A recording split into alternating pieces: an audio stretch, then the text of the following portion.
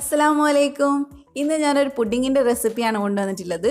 മുന്തിരി ഇഷ്ടമുള്ള എല്ലാവർക്കും ഇത് ഇഷ്ടമാവും. ഇനിയിപ്പോൾ മുന്തിരി ഇഷ്ടമല്ലാത്തവരാണെങ്കിൽ ഇങ്ങോട്ട് നോക്കേ വേണ്ട. കാരണം മുന്തിരിയുടെ അതേ ഫ്ലേവറിൽ ചെയ്യുന്ന ഒരു പുഡിങ്ങാണ് ഇത്. വളരെ സിമ്പിളായിട്ട് നമുക്ക് ഉണ്ടാക്കാൻ പറ്റുന്ന ഒന്നാണ്. എന്നോട് കുറച്ച് പേര് റിക്വസ്റ്റ് ചെയ്തിട്ടുണ്ടായിരുന്നു പെരുന്നാളൊക്കെ ആകുമ്പോഴേക്കും ഒരു പുഡിങ് റെസിപ്പി ഇടാനായിട്ട്. അപ്പോൾ ഞാനാണെങ്കിൽ കുറച്ച് ബിസിയാണ്, അതുകൊണ്ട് തന്നെ വളരെ സിമ്പിളായിട്ട് ഉണ്ടാക്കാൻ പറ്റുന്ന ഒരു പുഡിങ്ങാണ് ഞാനിന്ന് കൊണ്ടുവന്നിട്ടുള്ളത്. അപ്പം നമുക്ക് വീഡിയോയിലോട്ട് പോകുന്നതിന് മുമ്പ് നിങ്ങൾ എൻ്റെ ചാനൽ ഇതുവരെ സബ്സ്ക്രൈബ് ചെയ്തിട്ടില്ലെങ്കിൽ ഒന്ന് സബ്സ്ക്രൈബ് ചെയ്യുക. സബ്സ്ക്രൈബ് ചെയ്താൽ മാത്രം പോരാ, അപ്പോൾ വരുന്ന ഒരു ബെല്ലിൻ്റെ ഐക്കൺ ഉണ്ട്, അതുകൂടെ ഒന്ന് ക്ലിക്ക് ചെയ്താൽ മാത്രമേ ഞാനിടുന്ന വീഡിയോസ് നിങ്ങൾക്ക് കിട്ടുള്ളൂ. അപ്പം നമുക്ക് വീഡിയോയിലോട്ട് പോവാം. ആദ്യം തന്നെ ഞാനിവിടെ 2 കപ്പ് മുന്തിരി ഒരു കടായിക്കകത്തോട്ട് ഇട്ട് കൊടുക്കുന്നുണ്ട്. നല്ല കളറുള്ള മുന്തിരി ആണെങ്കിൽ നല്ല കളർ കിട്ടും നമ്മുടെ പുഡിങ്ങിന്. ഇപ്പം എൻ്റെ കയ്യിലുള്ളത് അത്ര കളറുള്ള മുന്തിരി അല്ല.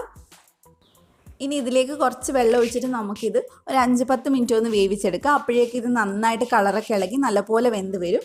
അതിന് ശേഷം നമുക്കിത് നല്ലപോലെ ചൂടാറാൻ വെക്കണം. ഇപ്പോൾ കണ്ടോ, നല്ലപോലെ വെന്ത് വന്നിട്ടുണ്ട്. ഇപ്പോൾ എൻ്റെ മുന്തിരിക്ക് കളറ് കുറവുള്ളതുകൊണ്ടാണ് ഇതിങ്ങനെ കാണുന്നത്. നല്ല കളറുള്ള മുന്തിരിയാണെങ്കിൽ നല്ല ഭംഗി ഉണ്ടാവും കാണാനായിട്ട്. ഇനിയിപ്പോൾ നല്ലപോലെ ചൂടാറിയതിന് ശേഷം ആ വെള്ളത്തോടെ തന്നെ നമുക്ക് മിക്സിയിലിട്ട് നന്നായിട്ട് അടിച്ചെടുക്കണം. ഞാനിതിപ്പോൾ എന്നിട്ട് അരിച്ചെടുത്തിട്ടുണ്ട്. അരിക്കാൻ വിട്ടു പോകരുത്. ഇത് നമുക്ക് ഉണ്ടാക്കേണ്ടത് ഒരു മിക്സാണ്. അപ്പോൾ അതിന് ഞാൻ 1/4 കപ്പ് കോൺഫ്ലോർ എടുത്തിട്ടുണ്ട്. അതിൻ്റെ കൂടെ 1/2 കപ്പ് പഞ്ചസാര എടുത്തിട്ടുണ്ട്. ഇതിൽ നമ്മൾ ജലാറ്റിനോ അഗറോ ഒന്നും ചേർക്കുന്നില്ല, കോൺഫ്ലോർ വെച്ചിട്ടാണ് ചെയ്യുന്നത്. നന്നായിട്ടൊന്ന് മിക്സ് ചെയ്തെടുക്കാം നമുക്ക്. അതിന് ശേഷം നമുക്ക് ഇതിനകത്തോട്ട് 1 കപ്പ് വെള്ളം ഒഴിച്ച് നല്ല പോലെ ഒന്ന് മിക്സ് ചെയ്തെടുക്കുക. എല്ലാവർക്കും സിമ്പിളായിട്ട് ഉണ്ടാക്കാൻ പറ്റുന്നതാണ്. അതുപോലെ തന്നെ ഗ്രേപ്സിൻ്റെ നല്ല ടേസ്റ്റ് ഉണ്ടാവും ഇതിനകത്ത്. എൻ്റെ ഫേവറേറ്റ് ഫ്രൂട്ടാണ് ഗ്രേപ്സ്. അപ്പം നിങ്ങൾക്കും അത് ഇഷ്ടമാണെങ്കിൽ നിങ്ങൾക്ക് എന്തായാലും ഈ പുഡിങ് ഇഷ്ടമാവും. നല്ല പോലെ ഇതൊന്ന് മിക്സ് ചെയ്ത് കൊടുക്കുക. ഇതിപ്പോൾ ഇവിടെ റെഡി ആയിട്ടുണ്ട്. ഇനി നമുക്ക് ഒരു കടായി വെച്ചിട്ട് ഇത് അതിനകത്തോട്ടൊന്ന് ഒഴിച്ചു കൊടുക്കുക. നമുക്ക് ലോ ഫ്ലെയിമിൽ ഇതൊന്ന് വേവിച്ചെടുക്കണം. നല്ല പോലെ ഇത് കുറുകി നല്ല പേസ്റ്റ് പോലെ ആവും. അതുപോലെ നമ്മളൊന്ന് വേവിച്ചെടുക്കുക. തീ കൂട്ടി വെച്ചാൽ പെട്ടെന്ന് അടുക്കി പിടിക്കും, അപ്പോൾ അത് ശ്രദ്ധിച്ചാൽ മതി. ഒരു 5-6 മിനിറ്റൊക്കെ ആകുമ്പോഴേക്കും ഇതൊന്ന് തിളക്കാൻ തുടങ്ങും. പെട്ടെന്ന് തന്നെ പിന്നെ വറ്റി കിട്ടും. ഇപ്പോൾ കണ്ടോ, നന്നായിട്ട് ഇതൊന്ന് വറ്റിയിട്ടുണ്ട്. ഇനി നമുക്ക് ഇതിനകത്തോട്ട് നമ്മുടെ മുന്തിരി ജ്യൂസ് ഒഴിച്ചു കൊടുക്കാം.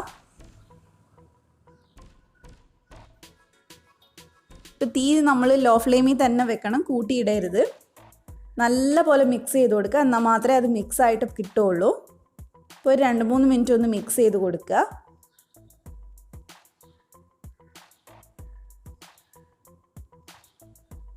ഇപ്പം നന്നായിട്ട് മിക്സ് ആയിട്ടുണ്ട്.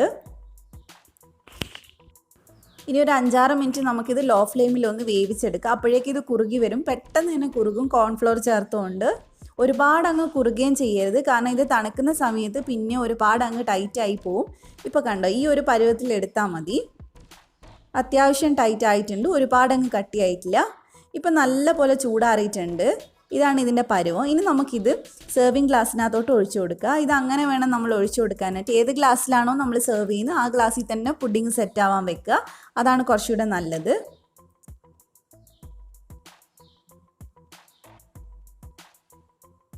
ഇപ്പം ഞാനിത് എല്ലാ ഗ്ലാസ്സിലും ആക്കിയിട്ടുണ്ട്. ഇനി നമുക്കിത് വേണമെങ്കിൽ ഇതിൻ്റെ മേളിൽ നട്ട്സൊക്കെ ഇട്ട് ഡെക്കറേറ്റ് ചെയ്തെടുക്കാം. ഇനി ഇതൊരു 3-4 മണിക്കൂർ നമുക്ക് ഫ്രിഡ്ജിലൊന്ന് സെറ്റ് ആവാൻ വേണ്ടി വെക്കാം.